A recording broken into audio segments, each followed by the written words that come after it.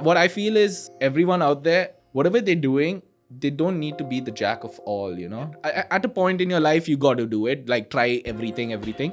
But then after a while, forget about it. Delete. Take only 10 tricks or whatever you're doing, a few things. Master only that. Just do that. At least what's happening is he's getting experience. And the inner circle now knows that my performance is being copied and taken by someone else, which means it is valued. It's something that we have to do. We have to copy. I feel we have to copy. And when we come to a level of understanding that this is the way we are going to do it and this is the way I am going to handle it, then you know that you yourself have reached a graph which is gone a little up. It's your graph. You're not competing with anyone. It's your personalized graph. Hey everyone, and welcome back to Against the Odds. That was Sharan Kuttappa, and he is a professional magician. Like I told you in the outro to the previous episode, this one's a magical one, and I guess that makes sense to you now. He did want to perform a few tricks as part of this shoot, but we couldn't do that for setup reasons. But having said that, we do have a few standalone videos that will be released soon on our YouTube channel where he completely blew us away with some of his tricks. So stay tuned for that. So as part of this episode, we discussed the struggles behind leading and pursuing a career in magic, how one should constantly learn and ask questions to keep up with whatever it is that they're doing in their lives, how it's not really a bad thing to copy from someone else or someone you look up to, and finally how the vision that you might have for something probably may not be the right one for whatever it is that you're doing with your career, skill, or your life in general. It was great connecting and conversing with Sharan at our studio, the creator studio at the Hub Bengaluru, especially because we don't see too many magicians in today's day and age. And it's great to see how he pivoted, even in a small way, to improve his reach and grow as a magician during these lockdown days and the pandemic times. If this is the first time you're here and you're liking what you're seeing, then don't forget to hit that subscribe button. But either way, hit the like button because it tells the YouTube algorithm what's up. But if you are listening to this over audio, then consider following our show on that platform as well. And also consider sharing it with your friends or your podcast circle friends if you have one, because I'm sure it's something that they like and find intriguing. Cool then, let's get right into it. This is episode 21 with Sharan Kuttappa.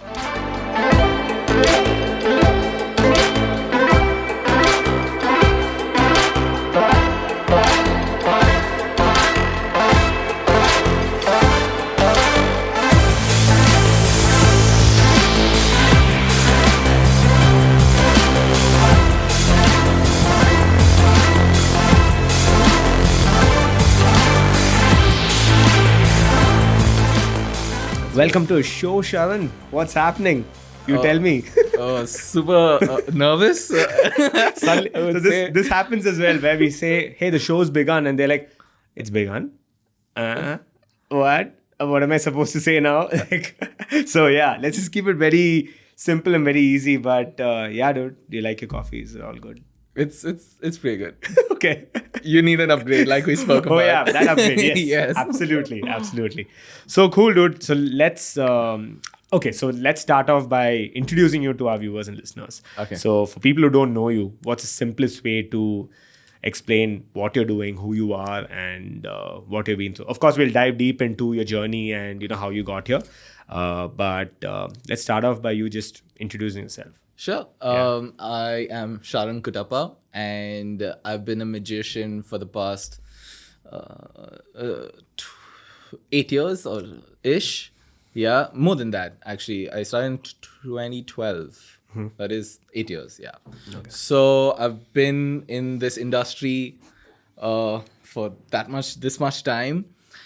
And it's a roller coaster journey for me, to be honest, because it all started with theater and like me wanting to just be on stage and me being like such an extrovert or out there. I just wanted to just shout.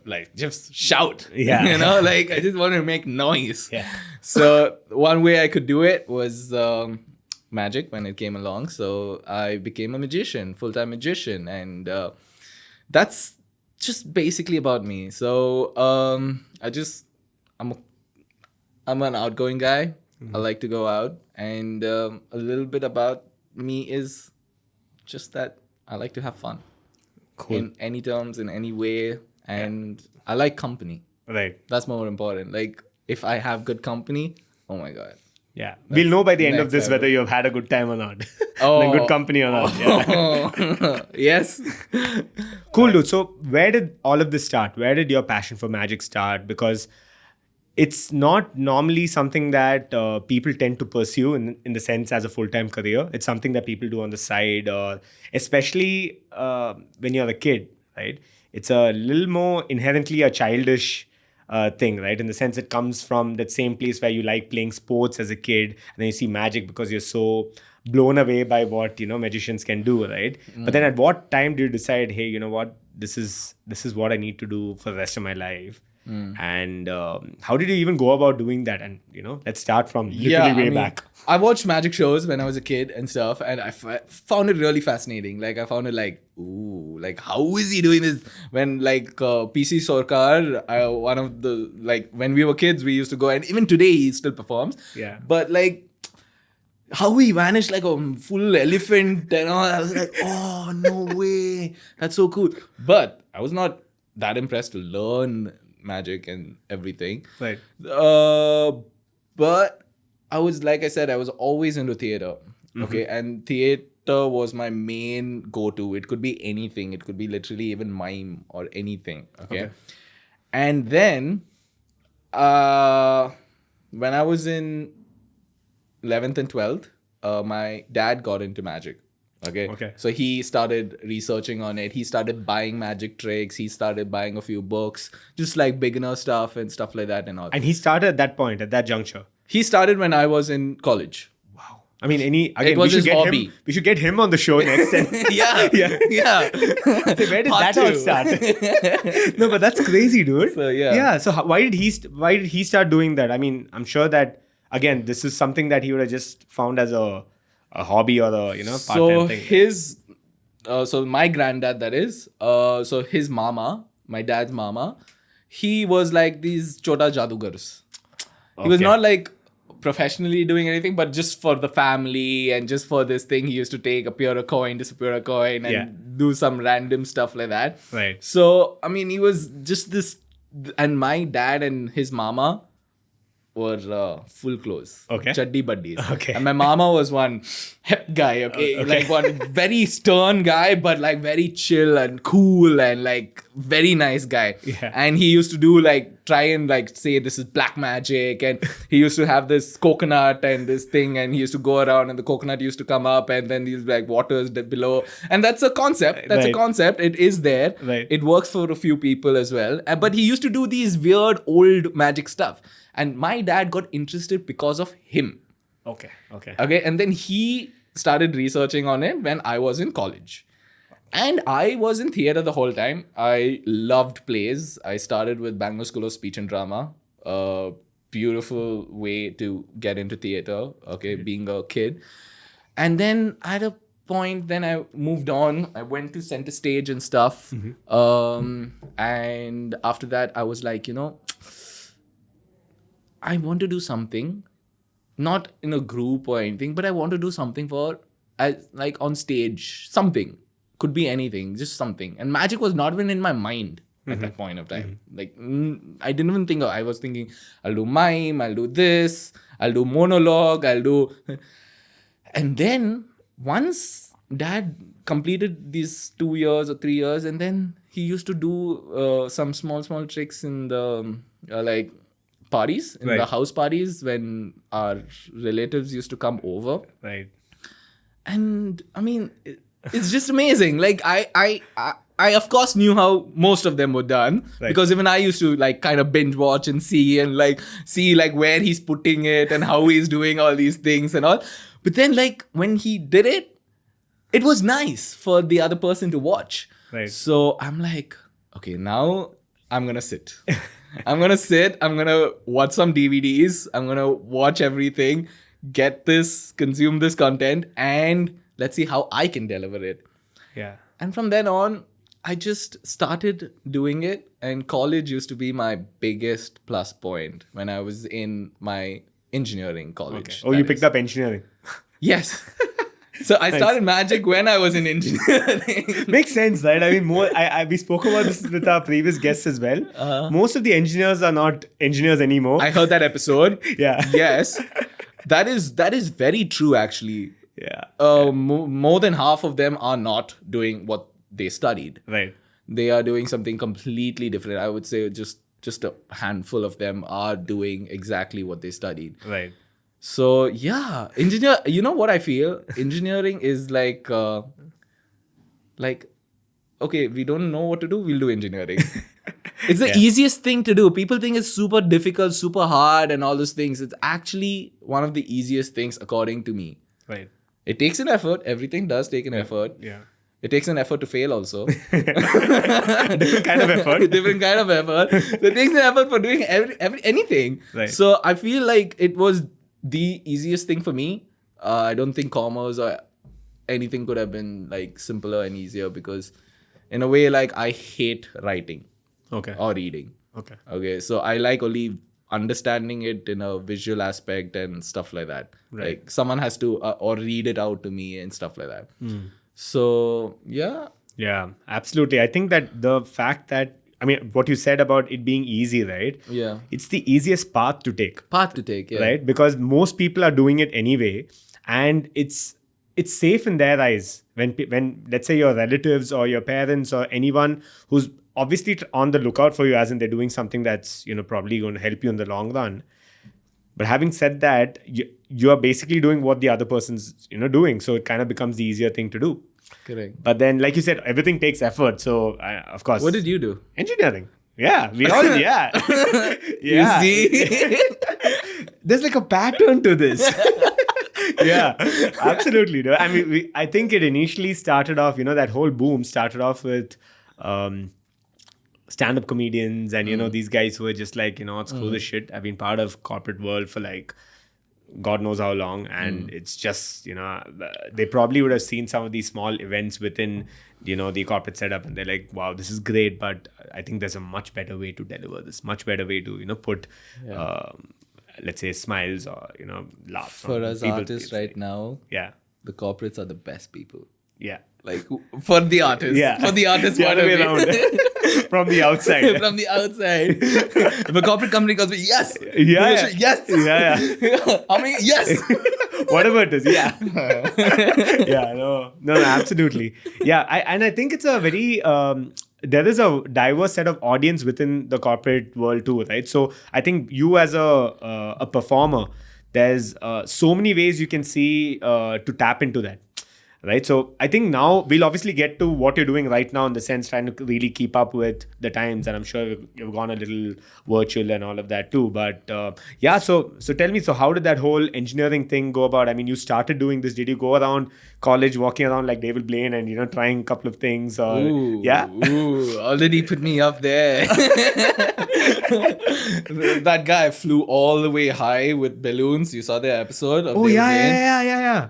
I think like bungee, like not bungee, skydiving is like how much? 12,000 feet, but he went up to like some 20, 25 or 40. I don't know. Yeah, like way higher with balloons, and I mean that's a endurance task. You know, Right. that's like breathing exercise, like Wim Hof challenges and stuff like that.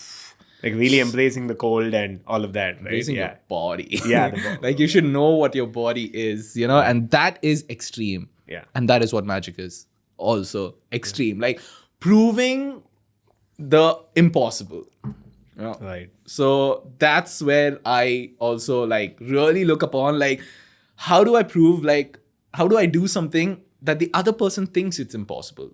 You know, that concept, that curiosity, that aspect towards it just drives me crazy. So yes, when I was in college, it was not me just walking around. It was me fooling around with people, okay? Like, I used to just simply like take out some gum packets, some card packets, some all these things. And then I used to just like show my friends these magic tricks. And most of my friends would have seen that same trick some 10,000 times. Right? Like my close buddies, like Right, they right, would have seen it like so many times. And they'd be like, even today, they're like, oh my God, dude, like, but when they see something new, no, they'll be like, oh!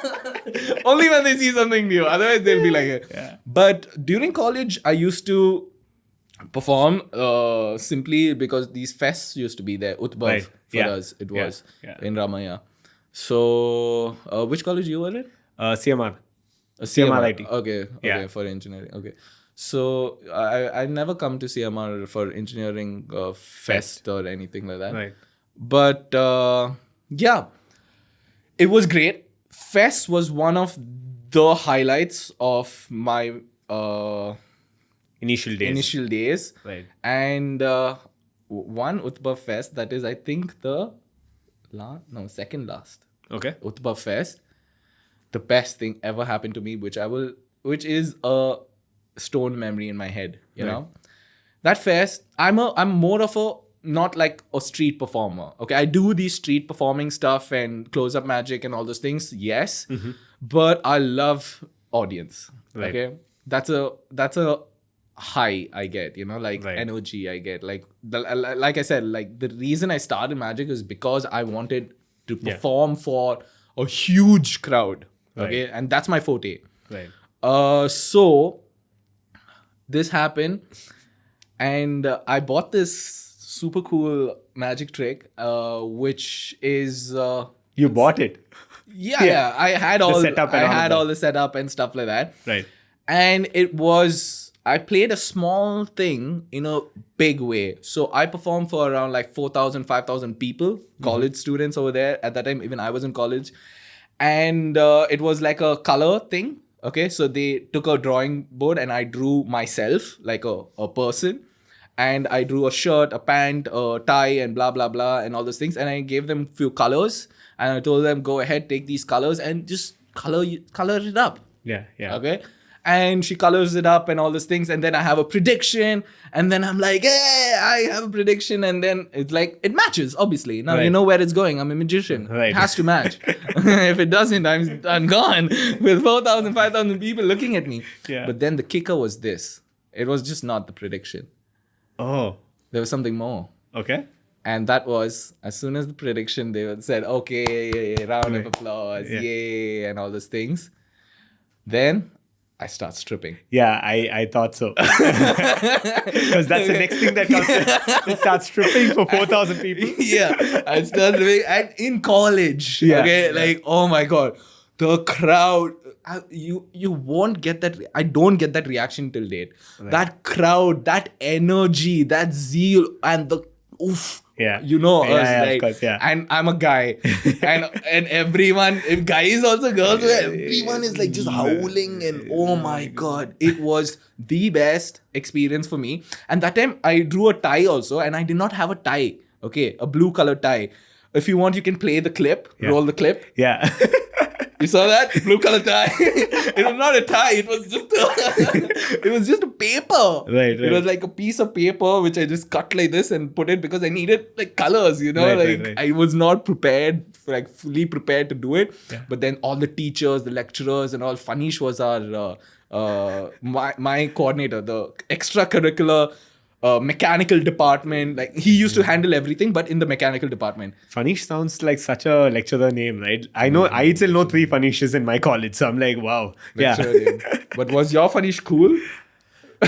He was funny. Eesh. No. No, not really. I mean, no. Dude, Sir, I love you. If you're watching. I love you too. Yeah. Yeah. Yeah. So, I mean, college was great. It was a great starting point of anything. It was just a booster. It was definitely a booster. And being in Ramaya, it did help me get a good set of buddies to chill with. Explored me to a world that I never even knew existed. Yeah. If you know what Ramaya is all about. Yeah. So, it's all different sides. And I'm very happy to have experienced or seen or been in it in a few things. Yeah. It's great. Yeah. So Just during loved it. college, did you have let's say, gigs apart from these fests too? Did you Correct, start correct. doing other Yes. things as well? Yes. Okay. So actually, to be honest, how I started getting gigs is in college, the second year end, I started getting gigs. Okay. How? Via Just Dial. Okay. That time Just Dial was not now as it is now. Right. Now it sucks. Yeah. But that time it was good. It was in its peaks, you know, Right, like yeah. it was great. Yeah. So everyone used to call Just Dial, even when like it was dying down a little Yeah, bit, yeah, but it was still there, you know, Right, like if right. you call as a customer, you call Just Dial, what they do as a customer, they give you the Options. all the numbers. Yeah. Okay, but then Just Dial improved over the years. Do you know how their concept of work is? I mean, earlier, right now or earlier? That time. Yeah, of Oh, course. that Yeah. And they even moved to the, that format of sending you these messages with the numbers and whatever you have requested correct. for, right? That is the customer. Yeah, yeah. But then the other person, Okay. the performer or Okay, you mean the clinic or Yeah. the restaurant or like anything. Yeah. So what happens for them is they have a subscription based model. Okay. Okay. Okay. So now you have to pay. Now whoever pays higher will get the leads faster. Got it. Okay. So whoever calls up. So suppose like someone calls up, like you call up and say, just talk about myself now, magician. Yeah. Right. Now if I'm the highest paying person out there, I'll get your contact first. Got it. And then after 15 minutes, your contact will go to another person. Oh, okay. Okay. And after another 15 minutes, it will go to another person. Another person means a set of 5 people or a set of 10 it. people Yeah, or something yeah, like that. yeah, Okay. yeah. So that's how the system worked. And the basic users or this thing will then get it after half an hour or after 45 minutes or something like that. Okay. Got it. Okay. So I was always in the basic plan in the beginning, and I started off there. Right. Then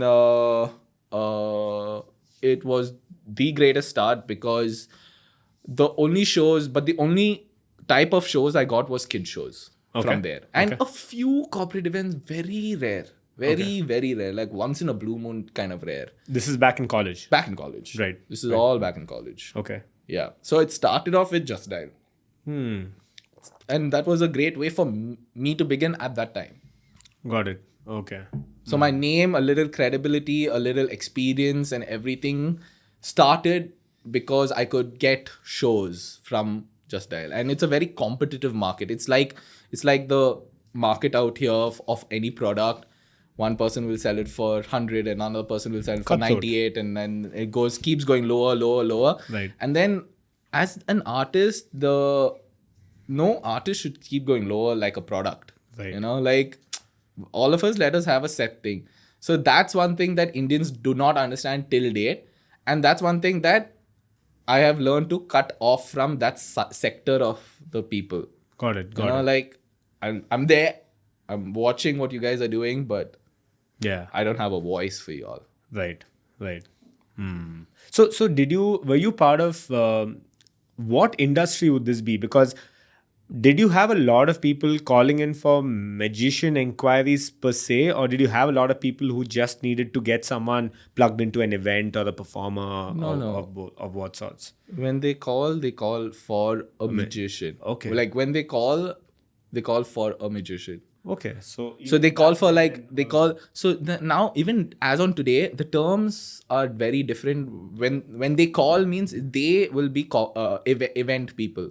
Okay. Now event people, they term according to my knowledge is they term as magicians.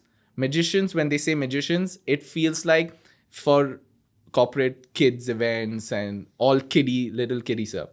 But when you say illusionist, right, it's the word is just different, but it says like a little more bigger, you know, like for a bigger the age, a little more mature audience, you know, that's an illusionist or a mentalist. Right. So both these terms are for the like larger for the age group who is little older, right? And I consider everything as magic, personally. That's my personal take to it. Yeah. And it depends on what side of magic you're in. are you in kids? Are you in adults? Or are you a mixture of both? Right. It's just your personality and persona of. Yeah. There's no wrong to any of this because at some point or the other, you're probably exploring some aspect of each There's of no these. wrong Right? to anything. Right. Yeah. Yeah. Nice. So, so did you see a lot of traction there because you didn't have, there weren't a lot of people in the whole so-called premium plan, and that's because that's how it trickled down to or you Oh, and that time. Yeah. No, I went on the premium plan for about. It was expensive for me because every show used to be like some 2,000, 3,000 rupees or thing Yeah. I used to charge for a show, and I used to travel all the way there and Right. somewhere and all. That's how I started. Right. And then, so the premium plan was a little expensive for me, and the leads were not getting converted. So I shift to the premium plan after 1 year. Okay, so I was 1 full year dedicated in the thing, and it was like rat race. Right. Okay. Like you get this thing basic thing plan, and then you call, and then that person would have already spoken to some 10 15 people. Okay, and then he'll be like, yeah, and you have to keep selling yourself, you have to keep doing this. I mean, that's the start. That's like Start hustle. showing a trick over the phone. Yeah. Just think of something. Yeah. Damn. Think you're going to hire me. Yeah. Yes. Damn. Yeah. So, I mean, it started like that. And then I went to the premium plan. Then I do not know what happened to Just Dial or anything, but then the leads that were coming in from Just Dial were not the people I wanted to perform for. Got it. Yeah. Okay, it was not the audience I was looking at. And it was more of a different type of audience. And I was looking at a whole different market of audience altogether. Right. So then I just decided to drop it because I already got some leads. I already got some contacts. Yeah. I already have because I've done shows before, people refer me and I'm there in a show and then I give my cards out and blah, blah, blah. So word of mouth started to spread. When I finished engineering and all these things, Just Dial also died that time. Right. But from then to about 3-4 years, it was only word of mouth. It is word of mouth even now, but word of mouth and internet, I would say. That's the only two places. And internet is also a place where 2 years back, I continuously fed content in. And content is gives anyone anything. Right. So, yeah. So did you see a lot of traction as opposed to maybe the traction you're seeing now because of the kind of, you churning out content regularly? Correct. On this? Correct. You did? Correct. Okay. So that did convert into a lot of leads and a lot of inquiries as well as you. Correct.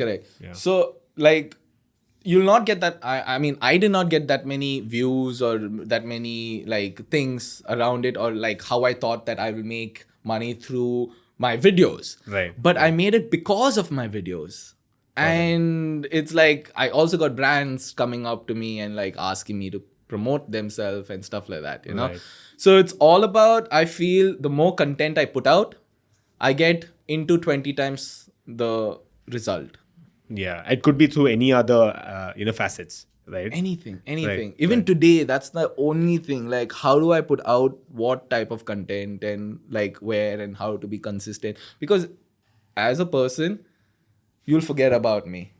Okay, later on the day and stuff like that, or a few things, you'll forget about me. It's human. Okay, Yeah. Unless and until you keep seeing your phone and someone just keeps pinging you something, you'll be like, oh, okay, this guy's still alive. You know, Yeah. That's also with the event industry. So if the event managers do not know you're still doing what you're doing, they'll this thing. Yeah, you're basically 2 steps behind then, right? Yeah, and I was in a phase where I stopped magic for some time. Oh, is it? Yeah. I stopped magic for a good 6 months. I didn't do anything.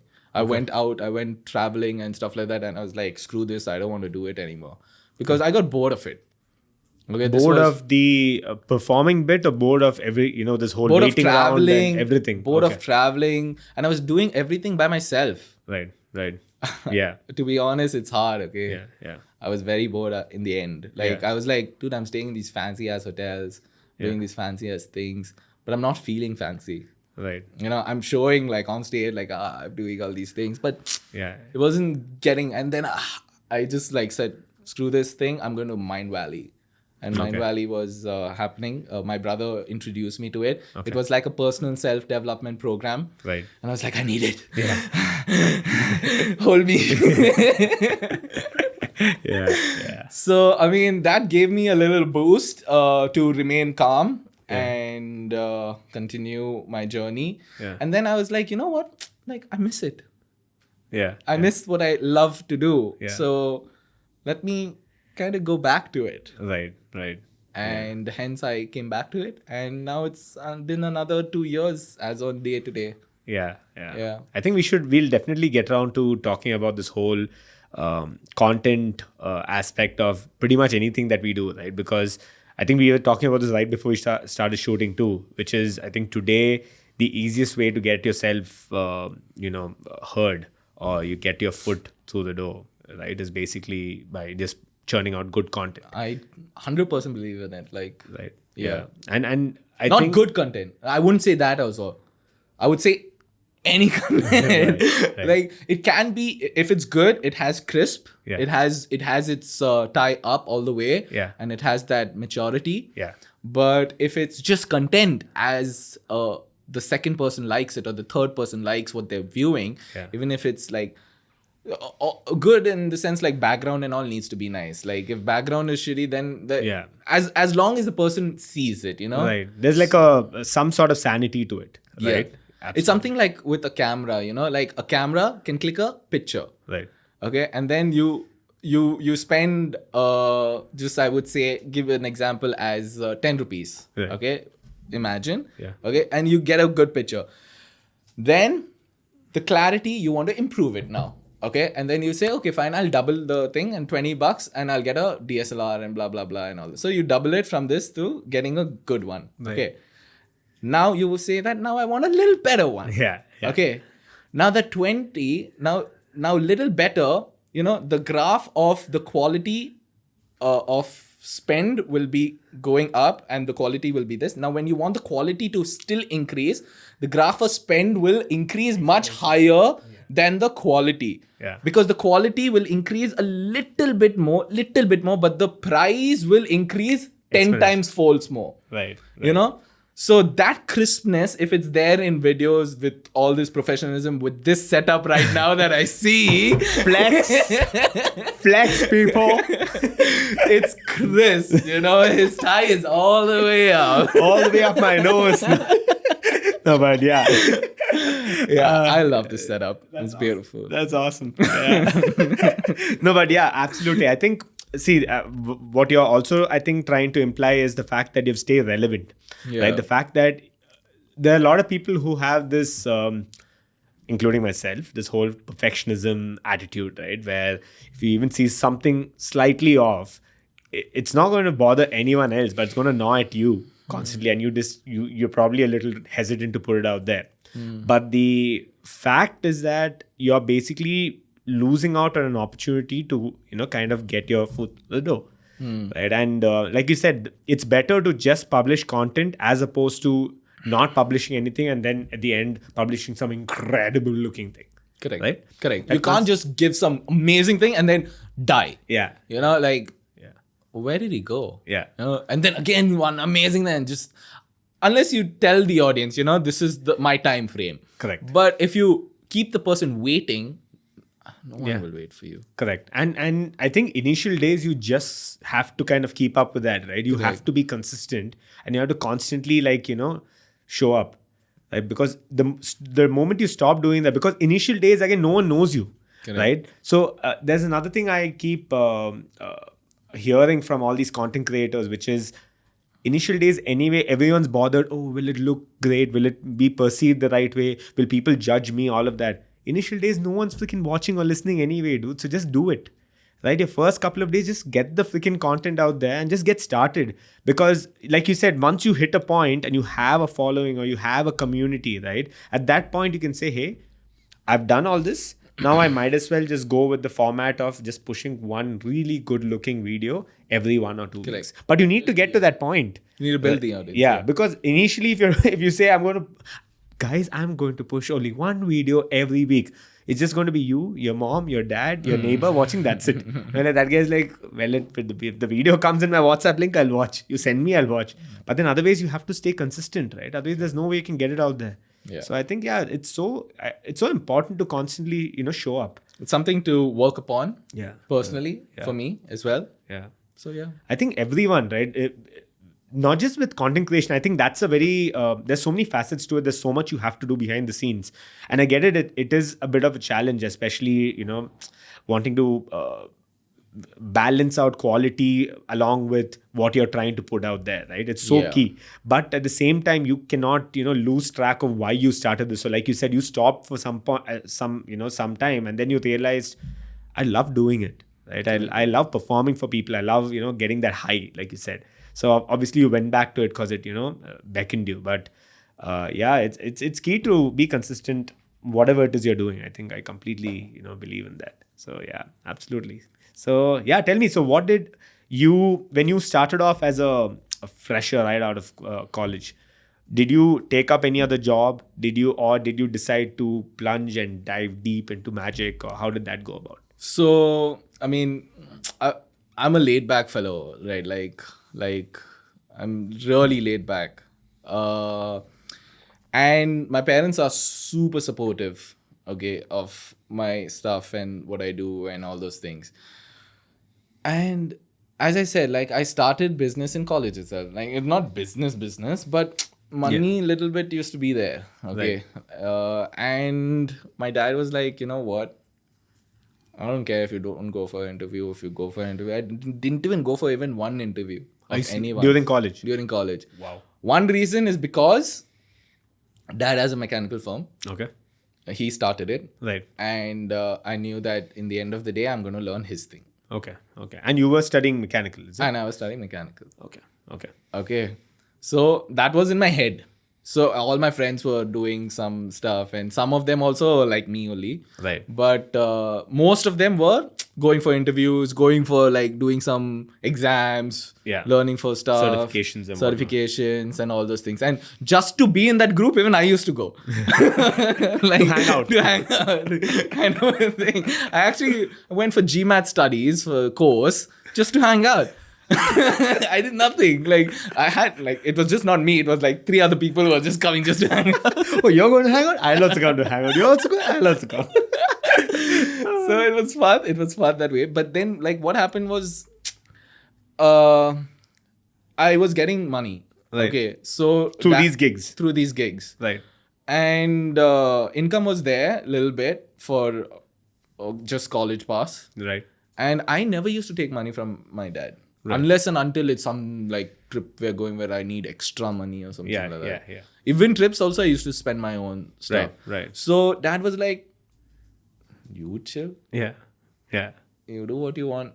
Okay. And I'm sure he probably got it because he understood what it takes to become, a performer, a magician in the first place, right? Yeah. Both my parents do know how to take it. My mom used to be like a super supporter with this. During my school days and all those things by taking me for theater class in scooter. Right. And I used to be one fat, lazy kid who used to just sleep on the scooter and stuff. So, I mean, it's been a journey, like from then to even college and from college to now and stuff like that. So they've been supportive and by God's grace, I've been getting shows. And I've always put in my full effort and I try to personalize it for the audience who's watching and stuff like that. Right. So that way, yeah. So what does it take? I mean, I've been curious to understand what a performer at this level, especially when you start. Let's talk about both aspects actually. When you're performing for the small crowd, as opposed to when you really stepped up and you got a massive crowd, be it a corporate audience or whatever it is, right? What is it? What are the behind the scenes stuff? What do you, when you say you're gone and prepared, what do you actually do? What because I'm sure a lot of people are quite inquisitive or at least want to know, curious as to understand what goes behind the scenes with all this, right? So what does it take? So what goes behind the scenes is just curiosity. It means you need to be curious about what you want to do. Okay, so I was curious to know like how these things work, like what is, like when majority of the audience out there sees videos or like Instagram reels or anything, they're like, how do these people do these transitions, like how do they do like these things? But like everything's available on the net, right? Now you ask Google that question, Google will give you an answer, but that answer will be a generic answer. It will be like an answer given to millions of people, you know. Then you need to dive into like get the exact thing you need to get. Okay, so what happened when I started getting into like viewing magic and seeing magic is, see, first of all, my dad started researching magic before I even got into magic. Right. Okay, so he gave me the platform of where all magic is available. You know, like Got it. on the internet, it's there in this. This is where you need to go looking This for is where you need to go looking for it. Okay, if you guys really want to, start with YouTube. Yeah. Okay, and then go on to Theory 11, Penguin Magic, Illusionist. So these are the top websites. Buy magic from them. Okay, and you learn by giving your time, whatever form of learning you want. If you want to read a book, buy a book. If you want to view, if you're a person who likes to view and learn that way. Yeah. do it that way. And that's how it's done even today. Both these systems, book and view. So every day there is something new or the other that comes up, and once you know the secret, you're like, Sala. What are you saying, bro? No way. That way? So yeah, I mean, it's Yeah. crazy. It's crazy. I like the out of the box thinking, you know, like that curiosity is just beautiful. Right. Yeah. And what about how you would be able to personalize it, like you said, for your your audience? correct. So let's say again talking about a small group as opposed to a big group, right? How do you go about that? What's the kind of homework you do? Correct. So to be honest, that's with experience, all right? So first, when you view magic, what happens with everyone is you start to perform like the person you viewed. Okay. And then you continue to do it in his dialogues, his ways, and all those things, all right? But then you'll start to realize that it's not working for you. Okay. You You know, need to have like- your own flair to it. You need to just be you. You know, just write it according to how you talk without performing. Like right now, I'm talking without performing or anything like that. Like, So that's how it is. Like just do it as you know, like if you are shy, be shy but perform magic. I know some shy magicians and they're really good. Like if they are in their element and not trying to be someone else, yeah. then it's perfect. So when you say small group or big group, you know, it's like you need to first know your audience, who your audience is, and you'll obviously have a back end of this is my routine, like my tricks and stuff Right. like that. So that is in the back of your head. Now, how do you stitch it? Now, when I say a personalized shows, the tricks are all the same. Maybe one or two will change here and there, or like the personalized visual aspects will change. But the story is always different. Why? Because one will ask for leadership, one will ask for just Josh, one will ask for, like, it's the same thing, but said in a different way. Different traits. Different traits. Right. Yeah. So you need to, what I feel is everyone out there in any stream of line or anything, whatever they're doing, they don't need to be the jack of all, you know? Like, first at a point in your life, you got to do it, like try everything. But then after a while, forget about it. Delete. Take only 10 tricks or whatever you're doing, a few things, master only that. Just do that. That's what has helped me, you know? That's what has really helped me. Now I have like 3 different type of shows. That's it. And I just do those 10 tricks. And those 10 things go on for like 1.5 hours, one set. So I have like a huge thing. Yeah. So I already have that. And now I continue to keep doing the same thing again and again and again and again and again and again and again. Okay. And like right now in this pandemic situation, when I started doing my virtual shows to now, I see such a difference in just my performance. But the things are the same. The tricks are the same. But for me, the tricks are the same. But for the audience, it's not the same. For the audience, it's different because their intake towards it is different. Got it. Their feel towards it is different. Got it. You know? How they perceive it. How they itself. perceive it is different. So it's like the how you do it, not what you do, not the things you do. It's like how you're doing it, whatever it is. So it's like how, it's not like how I'm performing the magic trick. I mean, it's not like I'm just performing. It's like how I'm performing. If I'm performing it like little down, which does happens. Yeah, sometimes. I'm not saying it doesn't. You can see it. The audience can see it. Yeah, so true. I think so. I've been not studying, but I've heard a lot of stories about stand-up comedians too, which it kind of resonates with what you're saying as well, which is Correct. The moment you're down, and even if you're part of a band, we had a guest on the show too, where he was talking about, he's a drummer in a band, and he was talking about how the dynamics of the band is so important, and you're working with others. So if you have like a feud or something going on, something weird, like a small dispute, right, that itself flows into music. You can actually notice that too. The same way a stand-up comedian as well, right? If they are not in their, let's say they're not having their best day, right, you can see it, in their performance too. So absolutely. And another thing is what you said, which is you just got to bring your flair to it. Correct. Right? That's the only way you are going to be setting yourself apart. So I heard this funny thing somewhere. It's great for you to copy someone and take some sort of inspiration from others. But if you're, I think this was on our show itself. I've heard this. Yeah, and he was like, there's no point you trying to do the exact same thing the other person's doing, because it's a losing battle, because the other person's already there and they're so much far better than you at what you're doing. So don't do exactly that, but you take the elements that you need and then you kind of curate the kind of story the way you would want to say it. That helps you to create your own story. Like performing like the other person or doing exactly like the other person will not help you. Like I said, like it's something that I've done. Yeah. Also, like I've tried copying other magicians and all those things out there. Yeah. Okay, I have. Yeah. But people are scared to say it, Yeah. And some people are, you from beginning, you have to be a no. Yeah. You have to copy. Copy. How did we pass engineering? Yeah, copy. Where are the chits? In my pocket.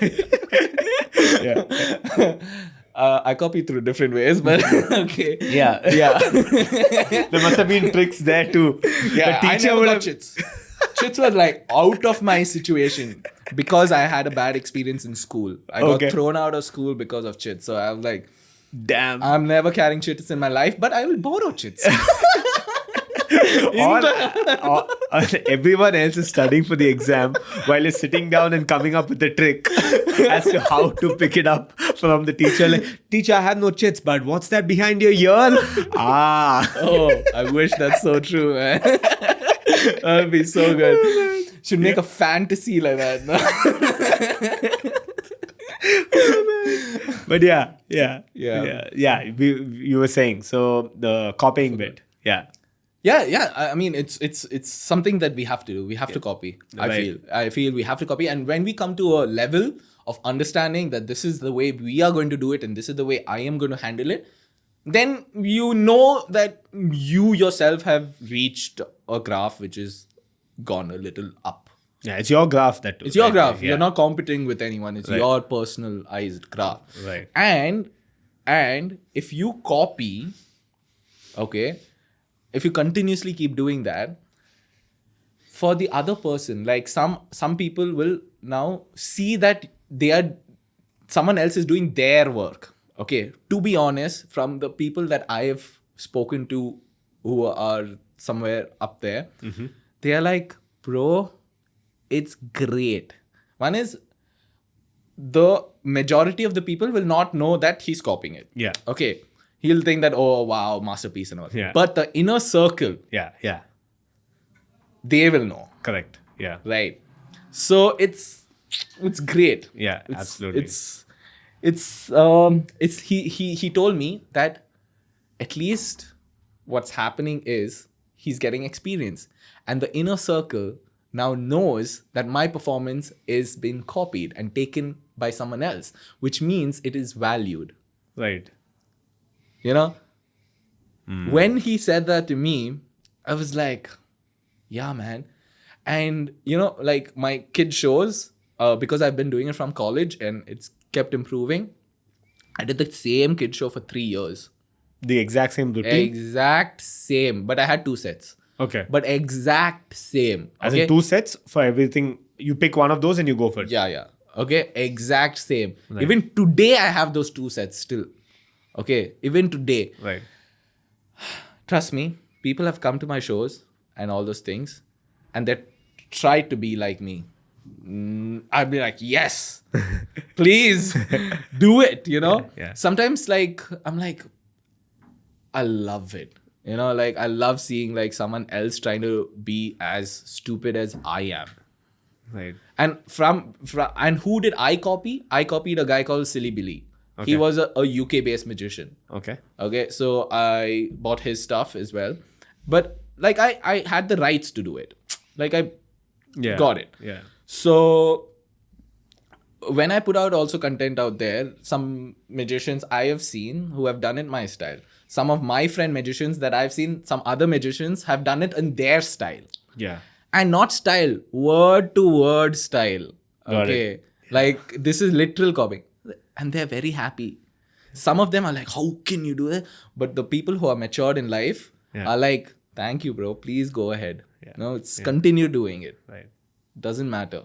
Right. Absolutely. Yeah. But yeah, I think when you hit that point, when you, I think you'll inherently know. Yeah, right? because the graph of the inner circle for the magician or the guy who's been copied is exponentially higher than the guy. Exactly. But he will slowly grow. So he's already grown much more. Now there's nothing to lose, right? There's nothing to lose. Yeah. It's Yeah. like just giving your things out there. Right. Absolutely. And I think the day you realize that, I wouldn't say you've made it, but at least you're making a mark, right, to some extent. And then you realize, okay, now this is something I can really double down on. I think that day you kind of have to make the switch and say, okay, I need to be a little more free flowing, a little more natural, and bring my own flair to it. Otherwise, it comes across as extremely scripted. Because even when you're getting started as well, right, it's easy for you to take a lot of inspiration from people who have who are really killing it. That's all great, but you might have never been that kind of person, right? So let's say the show starts, you can't just flip a switch and suddenly start being someone else, right? That means you're a good actor too, which is like a very it's a funny thing. But the day you realize that you have to kind of balance it out and keep it going, and then you bring your own flair to it, you'll realize that it becomes easier to do because you're not really trying to follow some script or some image that you had in mind. Right. And then, like you said, there's a way you hit a point and then people realize, wow, this guy's doing some crazy stuff. He or she might have started at so-and-so level, but look at what he or she is doing. And again, you wouldn't be there if you didn't try all those things in the first place. Right. So I think you just have to get started. I've been saying this a lot. And I said this even in the episode that we released yesterday, which is we had a lot of issues when we shot the first episode here. It was a big pain, dude. And I'm like a overthinker, perfectionist, all of that bullshit. Not a good trait to have. It's really bad, right? It was gnawing at me. I was freaking out. Oh my God. I didn't know how, like the backbone of it is easier. I mean, like, it comes naturally to me now because I've shot already 10, 15 episodes before coming here. So in terms of how cameras work, all of that, I'm great. But I don't know certain, nuances of once I'm done here, how long is the B-roll going to take to shoot those things upstairs? How am I supposed to do this here? What am I supposed, how is the guest comfortable enough? Is the conversation free flowing? So there's a lot of, anxiety. I don't want to call it anxiety, but, it makes me feel a little awkward. And initially, just before going to the shoot, I was like, man, there's so many issues. I haven't done this, I haven't done that. And initially, when we got into the conversation, I realized, damn, dude, I'm not talking like the way I'm talking right now. I was like, okay, I need to forget everything, just get into it.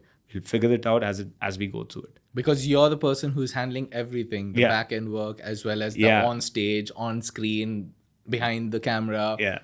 Yeah, it's that's a feat for sure. It's something else. It's a challenge, but that's also because I wanted to learn these aspects too, right? A lot of people have said even when we just getting started out, right? A lot of people who have tried their hand at content creation told me, hey, you're running a business of your own. Don't think you should be doing all the editing bit and the other stuff. I said, see, if I need to get someone to work as part of my team, in house or freelancing or whatever, I need to be able to clearly explain to them what's required.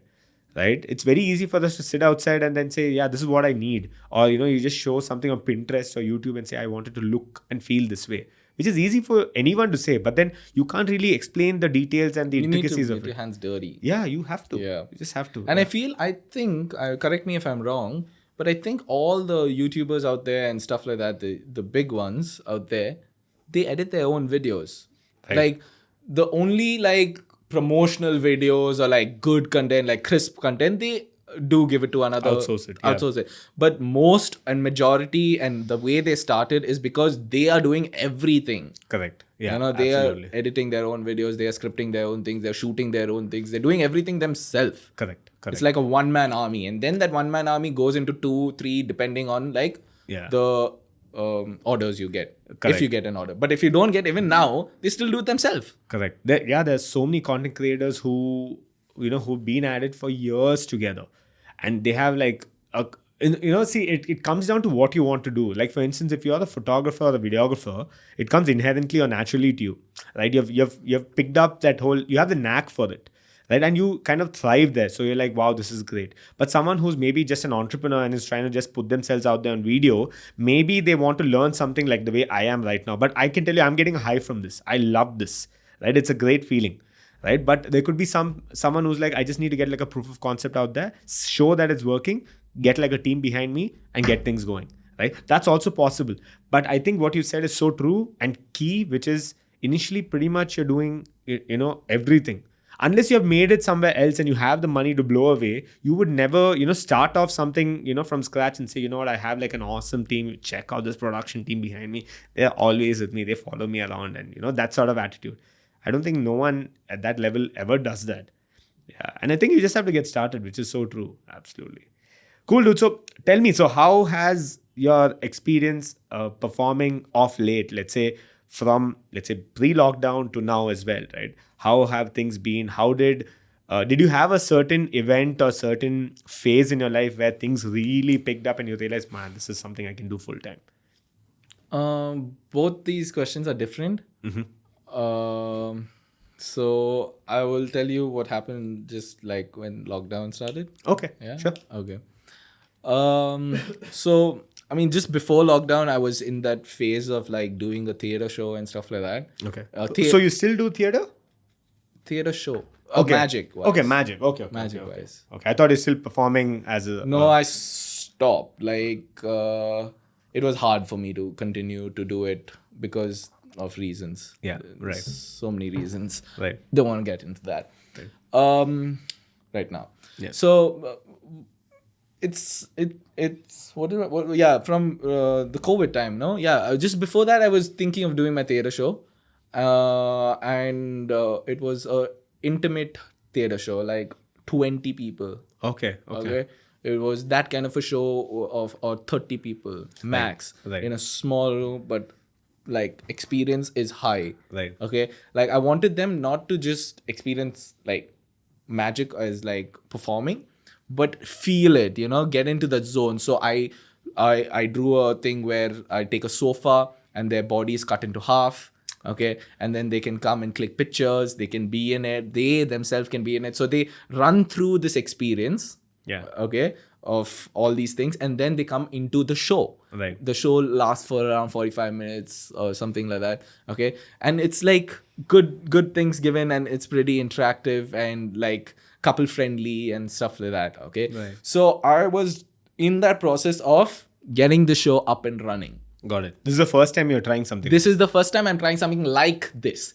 Now, I have done the show on stages in private events and on stages, that is corporate gigs and stuff like that. So I've done it. Okay. It's just now putting it together and making a story. So what I was looking at this experience story, and I was looking at doing it in these 5-star hotels and all these like big stuff like that, Right, because it's 20 people. I'm not looking at like 100,000 Yeah. a big show, huge like that. the okay? masses, not for the so much. masses. Yeah. No. I was looking at something this, and then this hit. Hmm. Okay. So this plan of continuing it, I knew that I'm gonna spend a lot with production. Okay, I knew that, like with the stage setup and all those things. Like not even stage, like a stage would be just a platform, but Yeah. I mean getting that intimacy, you know, The like infrastructure itself. infrastructure and that small thing. So that, and I knew that my dad was just not with me. Okay. He was like, "You're doing the wrong thing. Okay.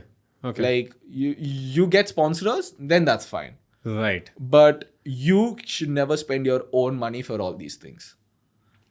Okay, so he was like, "You're doing it." I was like, "No, Dad, I'm like, I need my name out there a little more. I need it to be like in the higher notch. Yeah, I need the yeah. high-end people to know me and all those things." Right. So then, but then this hit. Okay, like I was in this phase of like just going for it and making deals. Okay, then this hit, and everyone like this, like you could not go out, could not do all these things and all stuff. And I don't know what happens with me, but when people panic around me, I love it. Okay. You thrive there. I thrive there, you know. I'm in my calm place now. Come to me. I'm always panicking. Now you come to me. The other way around. Yeah.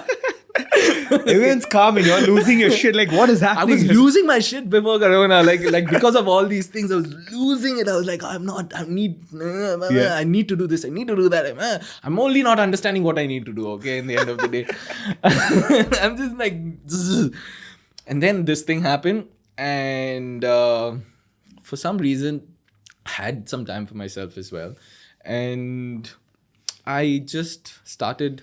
I never went on Instagram Live before. There was Instagram Live before this COVID, but now it's obviously up a few notches. Yeah. And I just started doing it. Just go on live, just thinking of like camera tricks that I can do with people and all those things, and just a few things up here and there, because I already had like a small following of friends, and I already had a YouTube channel, and I already still do have it. I post very rarely now, but my plan is to go consistent. Yeah. Now, I just, that month when it happened, when it hit, I just started doing shows, and I was at home, literally. So my parents were at home, and I had movement at home. See, it's very important, okay? This is one thing that I don't like, I really heap on. Movement at home is the most important thing ever. What would you define that as? When you say movement? Anything that could continuously keep moving, because if it's like you're staying alone and stuff like that, nothing is moving around you, so you're also not moving. Got it. Yeah. You're also like lazy, but if people are moving around you, even when you're lazy, you'll be like, man, shit, I have to get up. I don't want to. I don't want to do this. But you know what? That's great. Right.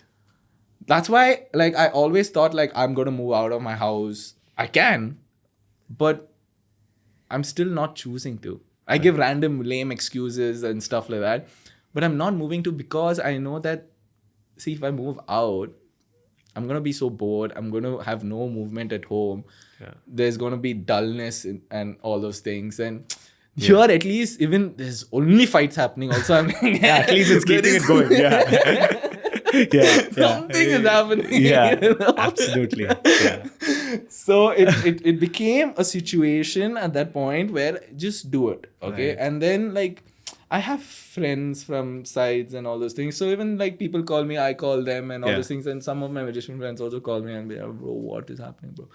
At that time, for some reason, I just kept putting out content. And then a lot of people also, community-wise, they also kept doing their own thing.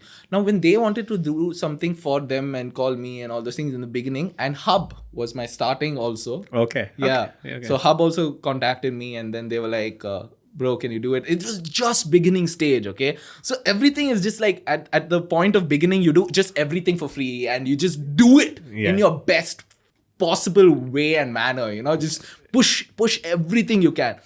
And whoever came up to me, I was like, yes. What do we say? Yeah. Yeah. I'm doing it. Okay.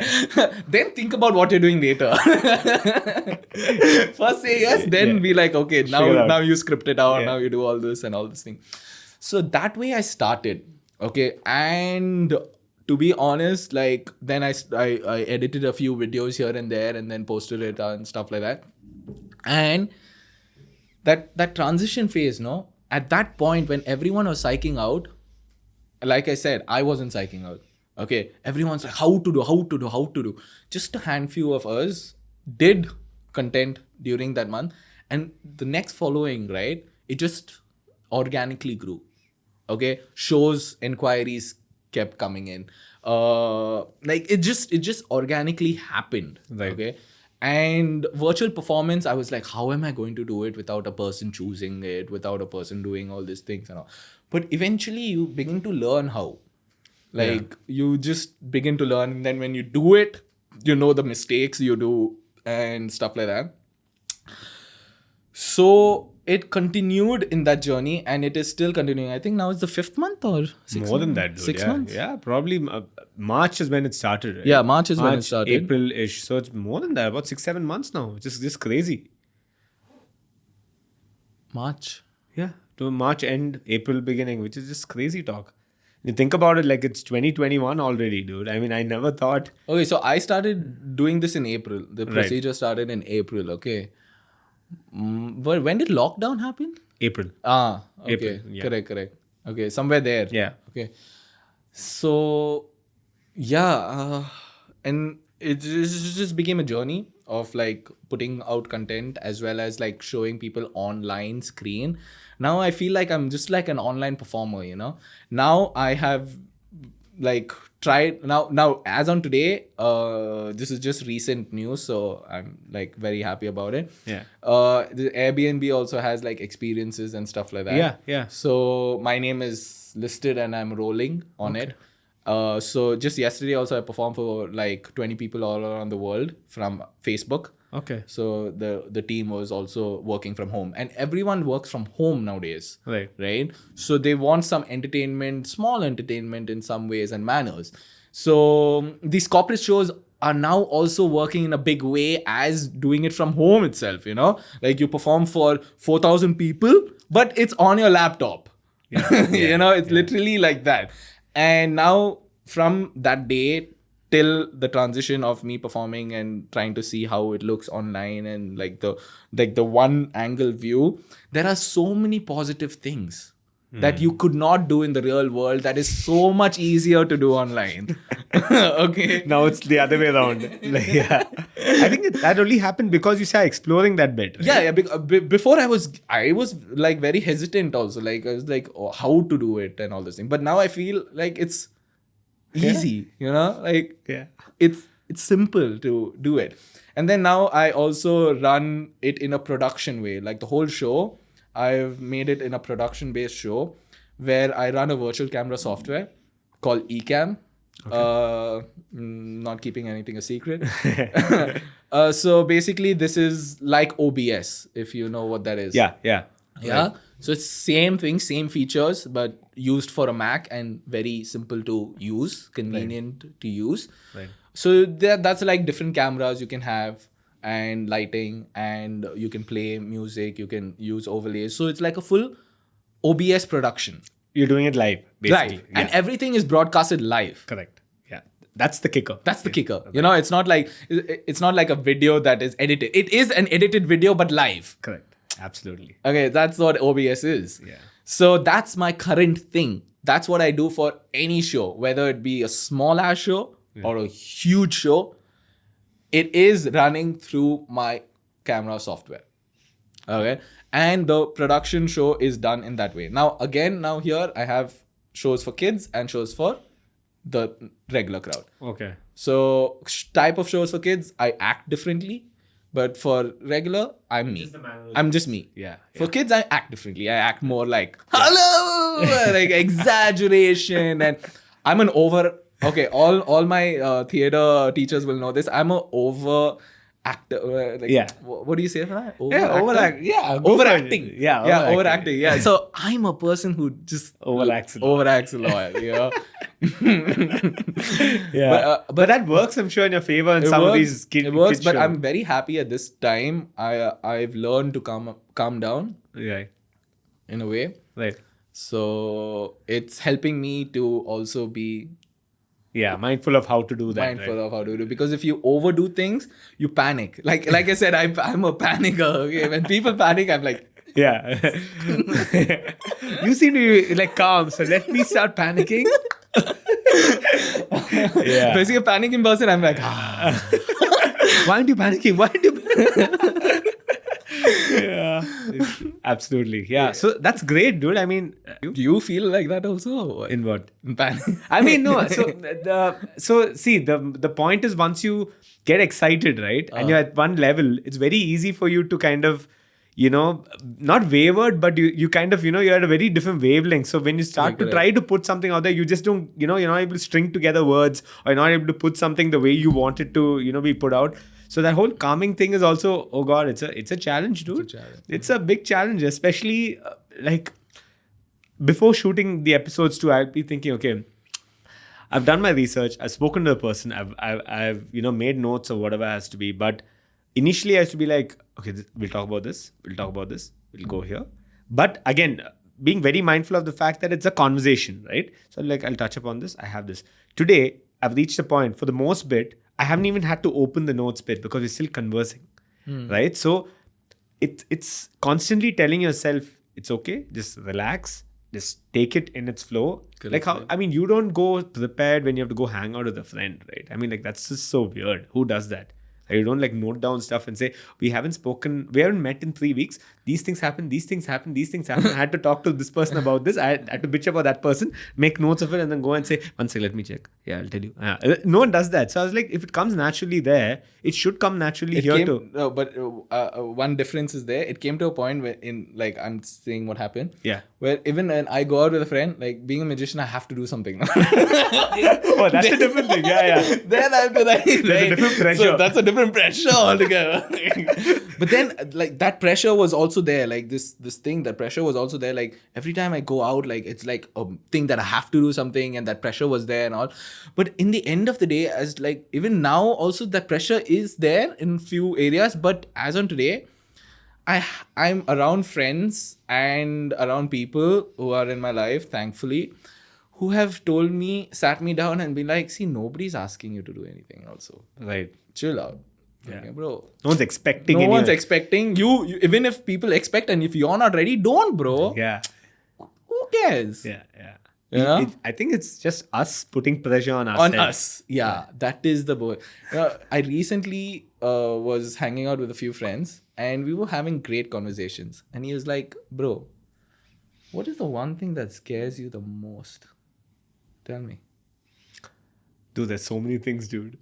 I'm right now as we speak, I'm freaked out whether this is switched off or not. I'm telling you, those are the kind of things I freak out about. Yeah. The overthinking aspect, right? Yeah. Overthinking. So there's a lot of things, dude. Last night I was like, I think we pinged each other at 12 in the night.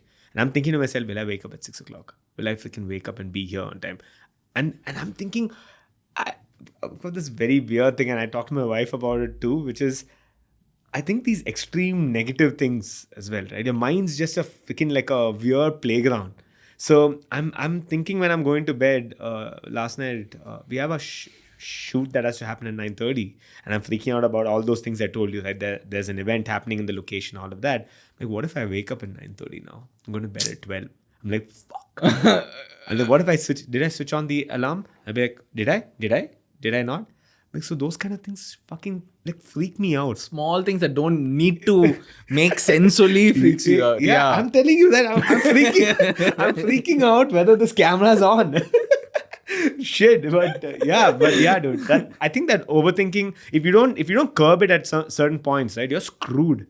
Because I think we spoke about this in one of the previous episodes too, which is, we know a lot of people who thrive on that. like you said, right? You thrive when others are panicking, you calm down. Some people will only function if there's something to like freak out about. They're constantly like overthinking. They like, and I know people in my family. So I know genetically I'm probably programmed that way. And I'm, like inherently supposed to behave this way, but I have to do whatever it takes to not be that person. But having said that, this is a daily challenge. It's something you have to just keep working at. Shit, but yeah, dude, absolutely. I know where you're coming from, and yeah. But yeah, you were saying your friend, what scares you the most? You were in your friend circle, and Yeah. Just asking. yeah, dude. Oh, fuck. That's like when you ask We me had that, a I can great make a list. conversation, but I can make a list, and that can be its own episode. But absolutely, yeah. So even my answer was something similar to like nonsensical thing, but it was basically I scare myself the most. Right, Like what's happening with you right now. right.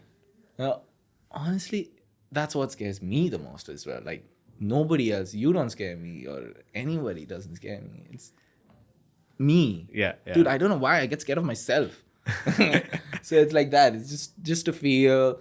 It's just a wave. It's just an energy that just goes up and down. Yeah. And it's the people around you as well, That is the most important thing. Like, I mean, I'm a leech also. Like, I leech around the energy that is around me. And if the energy is little good, I'll bring it up. Yeah. Okay. Yeah. But if the energy is down and all these things, it's hard to like... I mean, that's how most people are, right? That we are social beings. So we are looking for that sort of, those sort of environments, if you will. Correct. So absolutely. And if it's down and if you're just not liking it for a few hours, it's better to just say bye. Yeah. If that's not your safe place, bye. If that's your safe place, get out. Yeah. That's it. Yeah. And you will never return to that either. You would have made like a, like a mental note that this is just not the kind of setup for me, not the environment I should be in. Yeah. So that could be with a lot of, so this has happened to me, and something I definitely resonate with, which is group of friends and, how certain people are around each other, right? They all thrive on, certain attributes or, how they are, right? They could be, some of them might be very... maybe inclined to only meeting up because we get to drink a lot. I don't thrive there, personally speaking. I like what we're doing right now, which is sitting down when it's 9 a.m, just having a cup of coffee and just having a conversation, right? That's the best. Yeah, it is the best. Yeah. But people don't make it seem like it's the best, right? So yeah, and I know for the fact you also probably think that way because you said that you like performing and like being there for people. That's the way I see it, right? We had another guest, I don't know if you know RJK, who's one of the RJs at 94.3. Yeah, Kadan, right? Yeah, so okay. He was saying the same thing. He started off in film school where he was behind the cam, right? But over time he realized I need to be on the other side, right? I need to kind of make an impact, and I need to be able to make that impact. And he explained it really well, but at the end he also said this: it's very hard to explain this sort of feeling because it might come across like you're narcissistic and like you want to be there and that sort of mentality too. But having said that, that's just what that's where he thrives, right? So I'm sure that's a kind of similar thing for you, and that's why you started with all these plays and theater and all of that. Yeah, right? Personally talking about him, he's done a lot. Like he's hustled. Yeah, absolutely. Waking up at that early in the morning every day is not a joke. It's like commitment. Yeah, and I'm sure that it's a big thing going live and all that, right? Yeah. And so many people are tuning in. Like he was saying that the number of people in India, the reach with radio, right? It's about 98 or 99%, it seems. The reach with radio. In the sense, consumption is not the point. The reach is he's saying it's almost 100. Like in areas in India, you can't even like think of radio reaches there. So the capabilities of radio is incredible, right? So that, and imagine you have basically the voice of the show. Fuck, that's a lot of pressure, dude. It's like another can of worms to freak out about that. Like you say, oh, is the mic on? Am I sounding okay? Dude, I didn't get enough sleep. Like there's so many things, right? Holy shit. Like it's so hard. It's so hard. But yeah, I think just like how you got into the online bit, which you initially hated and you thought that this is just not for you, but then over time you kind of figured out maybe, this whole lockdown thing was a positive thing. To be honest, it's the most positive thing. Like I consider this lockdown period to be a growth, exponential growth in all sides, in my personal development side as well as my business side. Okay. That's what I was telling you. Before COVID, I was at a point where I wanted to reach another goal, reach another thing. I think this was the other goal, which I never even dreamt of, or never even saw. Like I was dreaming about doing that show for years, okay? But like I worked on it for like 3 months, all right? And I was in a phase where I needed to do it, okay? But then this happened, and I feel that I'm so grateful for this to happen, because organically I also just like boom, like let me just dive in, like let me just do it. And the quality of work that I do or show to my audience is raw, okay? And there's a huge audience that likes raw stuff, okay? Right. But then when I do the shows, it's more professional. Got it. Okay, right? Just for the audience and all these things, it's raw. And I literally wake up and I can shoot a video. I don't need to even wash my face. I don't need to even care about if I have kinji in my eyes. I'm that type of a person. Right. I don't care how I look. Right.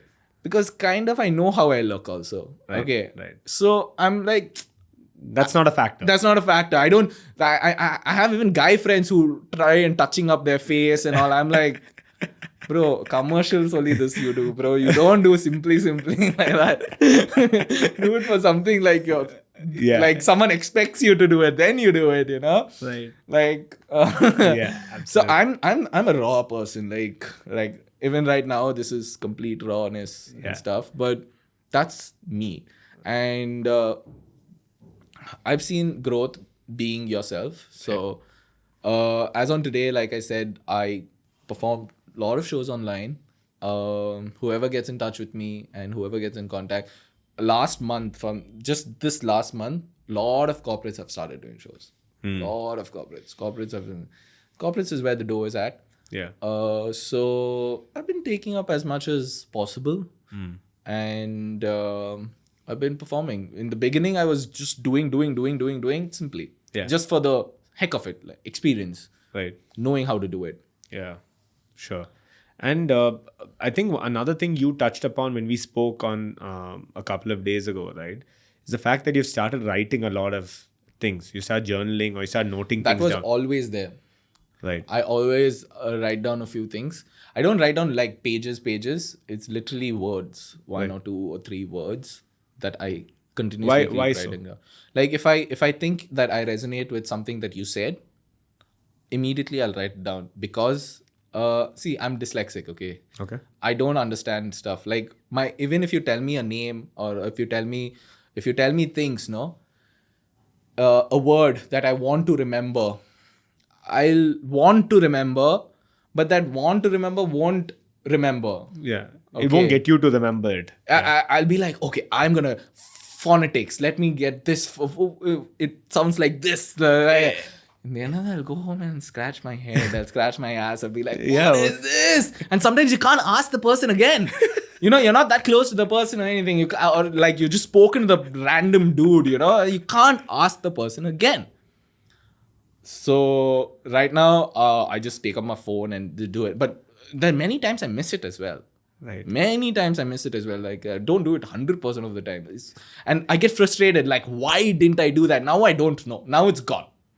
Poach, So writing down is like my ideas or my things that I want to do, or the way I am feeling right now. How do I want to feel? How do I want to give to another person, or what do I expect from another person? It could be magic, it could be personal, it could be everything, but I have my diaries. And from the time I've started writing, I never throw my diaries. My diaries are with me. Diaries means any book. Anything. Yeah. Yeah. Okay, it doesn't matter. So it's with me. Book number 1, book number 2, book number 3, book number 4.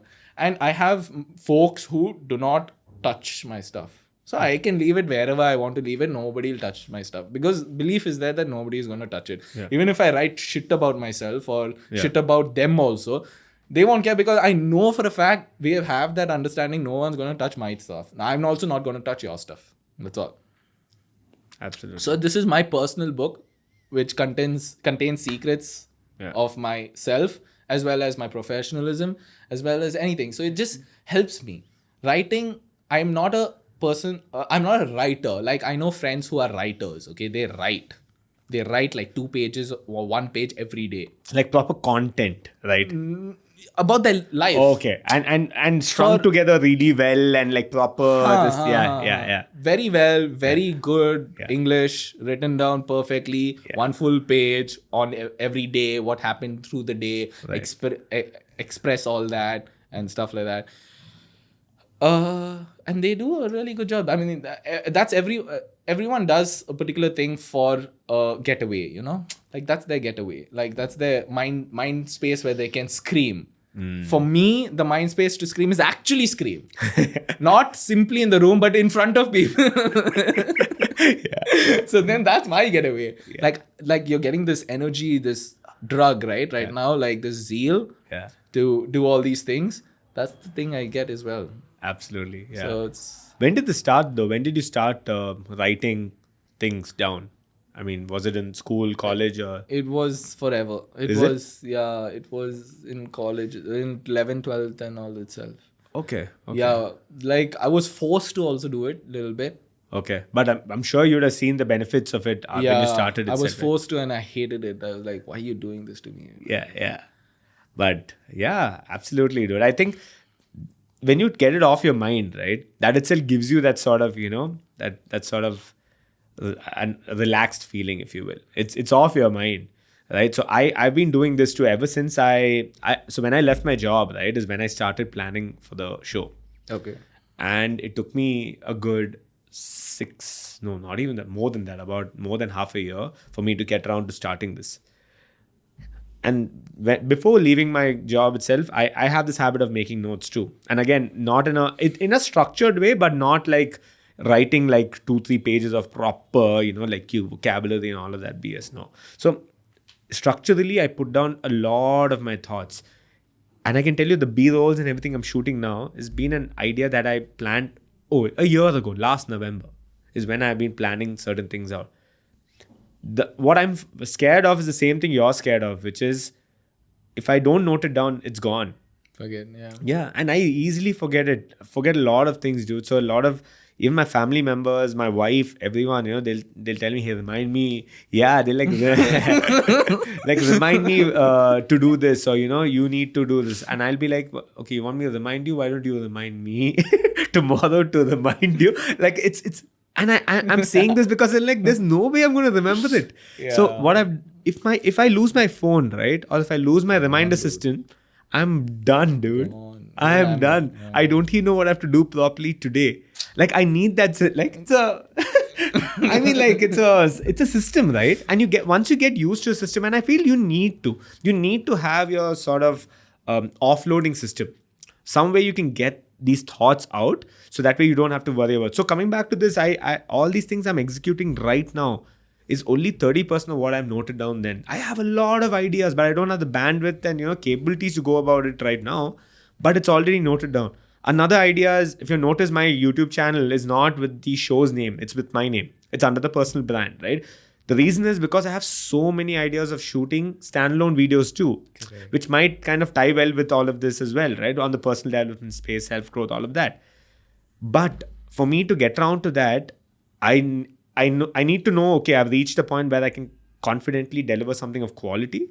But at the same time, I don't want to lose out on the idea. So I have like in my note, I have like a massive, like a backlog of guys, content. We gotta stick around. Even when I saw the YouTube channel, I saw your name written on it. And I was wondering, like, why is your name written and why isn't Against the Odds written? Like that would be something that people would search for, not your name. Right. But now since you're saying this, makes sense, right? Makes sense now. Yeah, but I'm our team's right up there with SEO. So if you search for Against the Odds, you'll find it now. Yeah. Initially it was like there's a lot of BS, dude. You search for Against the Odds, you find Against All Odds, some nonsense, some random thing from maybe Korea and whatever. Now we're slowly like inching up, and we're up there. At least people can find the content. So dude, I think everyone needs to have that sort of system, because everyone's wired differently, everyone works very differently, and you find what works really well for you, right? I'm not the kind of person who writes about the entire day, like a diary sort. I don't do that. But I love getting things off my head. Correct. I'm thinking of 100 things. That's I'm like, amazing. okay, I need to like get it off, get it, put it on paper, done. It's there. I can refer to it. And you know what's beautiful about that? Like, not notes is okay, you get notes, but when you pen it down, no, like when you actually pen it down, and when you look at it 1 year back, 2 years back, you will know how you were feeling of that pen's letter only. You'll be like, dude, this is what it was. This was how I was feeling of what to do, or how I was just feeling, or something like that, which is crazy. Which is emotional. Yeah, absolutely. Dude, you should check out this. This is not sponsored. Just putting it out there. But there's this tablet. I forget what it's called. It's called Remarkable. Okay, which is basically a paper thin sort of tablet, which you can write on. And it is. I know a lot of people have tried all of this and all that, but these guys have made it. Have, I think, done some sort of breakthrough where it feels like you're writing on paper, which is crazy. So now you get that paper-like for iPad and all that, which is also great, but this is how it is built. Okay. Right? So the good thing is that you can write it down and it gets transcribed into notes as well, digital as well, and it's searchable too. But if you go back to it, it's your own handwriting. So it gives you that sort of feel. Again, I'm not sure whether it is exactly like doing this, but over time, I'm sure they'll get to that point. And it's saving paper, so which is great too. So yeah, just putting it out there. That's really nice. Remarkable though. Remarkable 2. That's the second thing that's come out. First one wasn't that great, I think. Second one is crazy. You should see some of the videos. You'll be like, what the hell's happening? Okay. So we saw this, and I was telling my wife, she likes writing a lot. Okay. So I was telling her, we should get this, figure out when we can pick this up. It's not available in India. So I think it's only outside. Okay. And but then I realized I'm not the kind of person who has that attachment like you do with writing. Okay. I prefer to just note it down anywhere I'm good. Yeah. And it has to be searchable for me. Because within the bunch of what junk, I mean is like noting is fine, but when you want to write. Exactly. That time, write. I actually, I get that. So the thing is, I don't have that sort of attachment. Okay. I like I said, I don't write about my day and all of that. Correct. So I was like, it might make sense for you. Even making notes, right? I would prefer to take my iPad or like a MacBook and note it down as opposed to writing. But a lot of people, I'm sure you too, would like to, really scribble it down. Correct. Yeah. So for those people, I think this is an incredible product. Yeah. So shout out, but not really sponsored. Yeah, whatever. Done. Yeah, check it out if it's there in the market. Yeah, absolutely. But yeah, dude, I think we had an insane conversation. I think we spoke about a lot of things. Great. And I think people should stay tuned for the performance that you have in store for us. Of course. Yeah, of course. Yeah, that's why you're actually here. You see? But he'll be performing for us. So I think that video will be out soon. But dude, I think this is a good place to wrap things up. Okay, so one last thing I ask of all my guests. What is this one message that you'd want to put out there for our viewers or listeners? Anything that resonates really well with you? I know we spoke about a lot of things, but if there's one message that you had to put up, like a billboard sort of message, what would that be? I know I might put you on the spot and like a lot, but anything that literally off the top of your head, what would you like to say to our audience? Oof. You can take your time. No issues. What I would like to say to my audience out there, like, thank you. Okay. To my audience, thank you. Sure. Like, should I give them jargons? Sure, go ahead. Bro, just go do it, man. Just go do your shit. Like, do it and flush your own toilet. That's it. Absolutely. Go do it. Like, don't think too much. Like, that's the problem with us, Even with me, like, this is the problem with us. We're a community. Like, come, bro. Overthinking community. It's okay. Just get to it. Just get to it. Right, absolutely. Cool. And if people had to find you online, where can we send them? A lot of places now. So if they do not know me, if they do not know this thing, that's why I'm trying to put my presence out there for all platforms. Mm-hmm. So my name is Sharan Kuttappa, and you can, if you search it, you'll get everything on Sharan Kuttappa. But Otherwise, I try to put it on different websites, like put myself out there in different websites. So if they see that website, then they see me as well. Or they'll be like, oh, we know this guy. And then he's in all these websites. So he's more credential, So the more you're out there in different people's points is where it is. So YouTube, you can watch my YouTube videos. Instagram, I put out a few content here and there.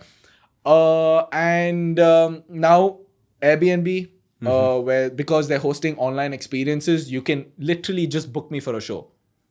Okay, it's simple. Like people used to ask, so it's something like Book My Show and Insider, which Bangalore audience has or Indian audience has not yet discovered. Right. And I'm very happy. I don't know why, but I just start to discover these things before people discover it that much and all those things. And I'm like, and now I'm sure if some magician's watching the video, he's gonna go up to it. Please, bro, go. Yeah. It's gonna help you. Yeah. It's helping me. So do it. Like just how much ever. Like in kids, there is Buzzing Bubs. This I will definitely promote you guys. They are really great to put your name out there, and it's amazing. Like just put your name out in wherever you feel is important. Got it, yeah. That's what I'm trying to do. And if anyone has inputs, please message me, DM me where I should put my name out. In fact, I've had friends who have told me, dude, like put your name out there. And mostly I've already heard of it before, but I'm so happy. Like they're telling me, and please continue to do that because it helps the other person. It's like, that someone is there for you, even though like they're not really there and all those things. But that at least one of the days they do think about you, and people are kind, Yeah. People are the most like beautiful things ever. Right. They're so kind. They know they don't. No one really has an expectation for you unless and until it's something else that they're dwelling at. But no one has. So it's people are really kind. Even if you mess up, goof up, they're still kind. Yeah. They're still kind. Yeah. It's okay. Cool. Awesome, dude. That's a good message to also end this episode with. But, yeah, dude, thanks for making time and getting here. And I can't wait to see what you have in store for us. Let's set this place up and see your performance. Let's do it. Jab. Boom. Cool. Thanks. That was episode 21. Found it magical? Like I said at the beginning of the episode, we do have a few videos of him performing tricks for us and blowing our minds away, dropping on our YouTube channel soon. And I'm sure you're going to be awestruck with his performance as well. So stay tuned for that. And obviously subscribe to our YouTube channel so that you don't miss out on any of that. That's about it for episode 21. I'll catch you guys in the next one. Peace.